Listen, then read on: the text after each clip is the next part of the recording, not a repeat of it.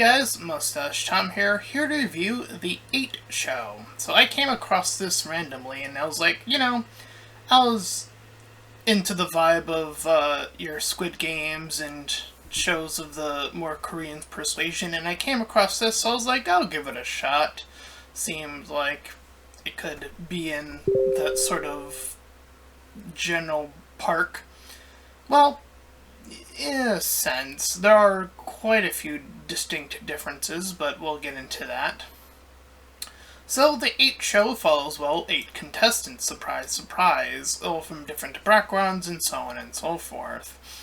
They are all allotted into this room, this rather big room, where everything in the main room is sort of plasticky, and they all have their own separate rooms, and in their separate rooms they can require items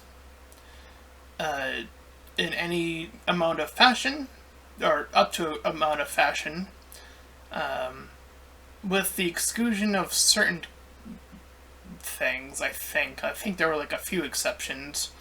Nonetheless, with that being said, the order of operations with the building and the contestants is that with each floor, so for example, if you are in floor 1, you get paid the least amount for the time you spent here. But if you've chosen the 8th floor, you'll get paid the most. Therefore, the 8th person, or the person who selected 8, which is the lady you see in the upper right corner there, ends up on the 8th floor. Now, our particular protagonist ends up on floor 3. But I digress. So, we're learning about how this works. So, of course, each contestant wants to make money, because the longer you spend in this room or area, the more money you make. And purchasing stuff costs money. And the money is exponentially more expensive than it is in, say, where you would normally get it off the streets or whatever. So you're paying for way more to get, say, for like a basic water bottle or like stuff like that. So the contestants have to think about that. Furthermore, because it gets a little bit more complicated than that, from the 8th floor down, the person on the 8th floor is the one who receives the food first, and they must send it down to each corresponding person below them, because it goes floor by floor, in addition. And the last rule to note is that whatever forms of entertainment they proceed to do, the more allotted time they are to make their money. In fact, one of the earlier episodes, I think it was 3 or 4, or maybe even 2, maybe as early as that. I think 3, if I want to be safe. I think it was at this time where they tried to figure out how to gain more time by running up the stairs. However, while that was their initial discovery, it soon became clear that time was starting to go up in other certain instances when they weren't doing that. And in fact, it was decreasing after a set amount of time. And of course, with the money jumping up and up, more and more desperation sort of takes hold. And we learn things later down the line as well about how this other stuff works. But for the time being, that's how it works. So, what ends up happening is that it escalates, of course, with that starting from just running up the stairs to, okay, let's try putting on a talent show. So that's what their next gimmick is. And people display their talents. Some people don't have them. Our protagonist doesn't really have a great talent per se. So we have that little bit, and then afterwards is where things escalate to go to the extremes. As it would turn out, so the money is getting less and less, so they have to think of a new way to make money. So they think of a king game, where there's a king, and that person can tell the other two people or so what to do, and it could be any number of things. And this is what escalates it further to the next step of from fighting to hand holding and kissing and all, violence and sex and all this stuff starts to get introduced as we are progressing through. Well, they want more time on the clock so they can get more of that paper, money. And so it escalates further because, as we begin to see, is that a harder division begins to divide among the group. That being the higher up floors that are getting paid more versus the lower floors that are getting paid less. It ends up being the two dynamics that we see. And the higher up, since, well, they control more, and 8 controls the most in this instance, she can pretty much dictate what the others are going to do. So they have the other 4, the lower 4, including our main protagonist, participate in the events while they sort of lounge about and sort of just casually do it. Do whatever they please. This goes from having them beat each other up and so on and so forth. So now we are getting into just the extremes. And so the lower floors plan a revolt. On the upper floors, they manage to be successful. However, due to one of the character's more sensitive natures, they allot all of the higher ups at some point to escape. This then leads to the revenge on said characters, and time going up by other means as well, and revenge plots and all of this stuff making time go up, making that money go up, and all for, entertainment, because it does become clearer and clearer that I think they stopped caring if they were being watched for quite some time, because what happens next? Boy oh boy. So eventually, the top, number 8, now freed, thinks one of the best ways to keep, the time in one of its highest points is to have the lower contestants, the vast majority of them, all strung up and tortured by having a tube around their neck, and it holds their eyes open as well, so it deprives them of sleep pretty much, and you can barely eat, and they're forced to stand up.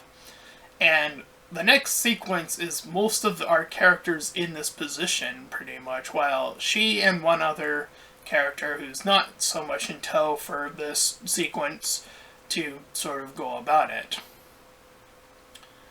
So, it is with the other character's attitude that one of the other contestants, floor number 1, as each character is starting to be, ever since the beginning, was referred to as their number. So floor number 1 begins to explain how they can make even more money. So that entices her with the combination of this becoming too sickening for her to further exploit in this way. So they manage to have her trick number 8, while also having simultaneously the one that freed, the rich people to now free the lower rich people from this torment.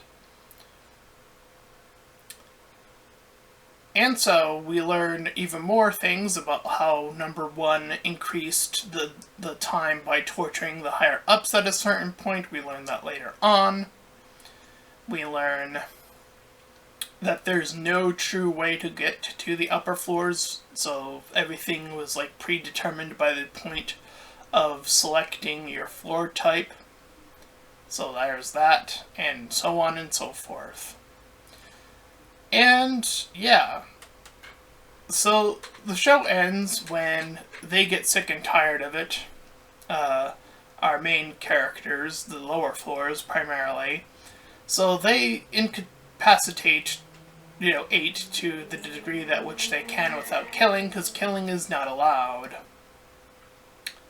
However, one's desperation comes back into play one final time, and this is his grand denouement, as it were.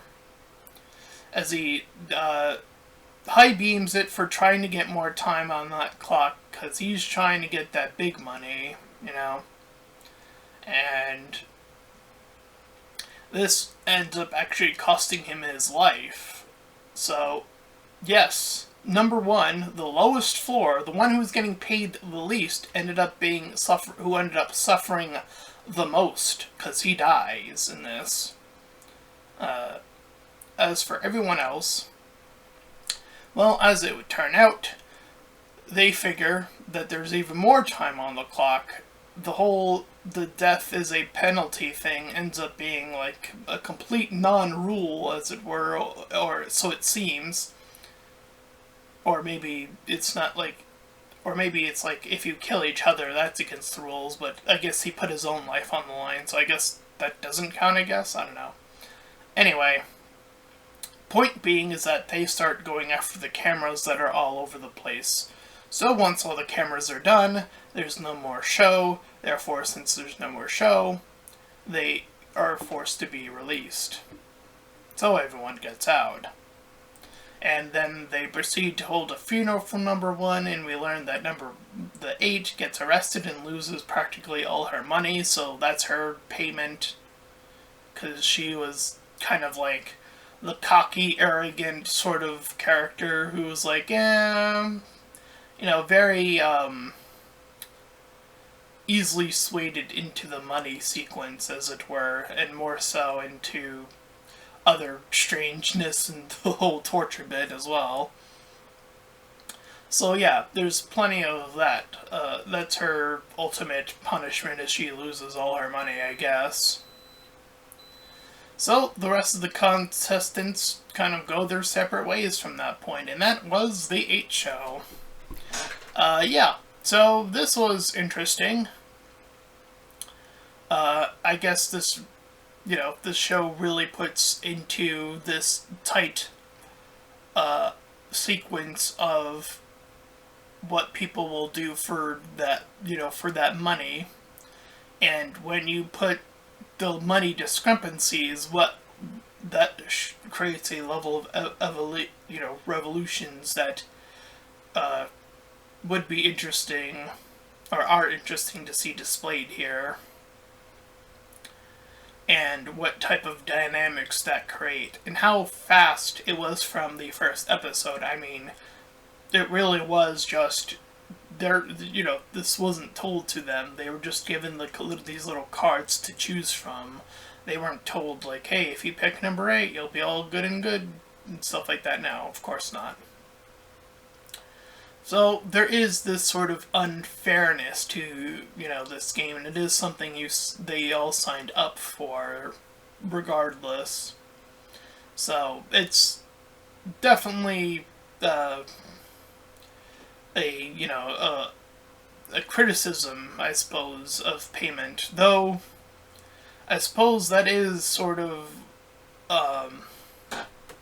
the big punishment, is that it punishes one as well. So that's what I find so fascinating about this, is that the person who is paid the least ends up again getting the biggest punishment.